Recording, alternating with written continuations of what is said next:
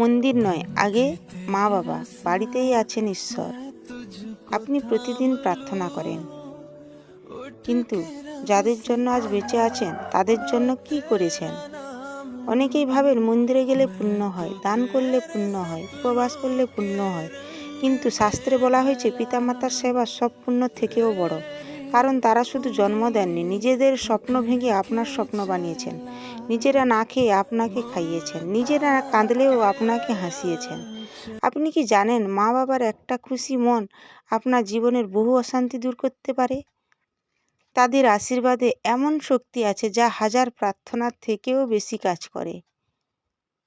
যেদিন তারা চুপচাপ বসে থাকে আর আপনি ব্যস্ততার অজুহাতে পাশ কাটিয়ে যান, সেদিন আপনার বাড়ির ঈশ্বরটা নীরব হয়ে যান।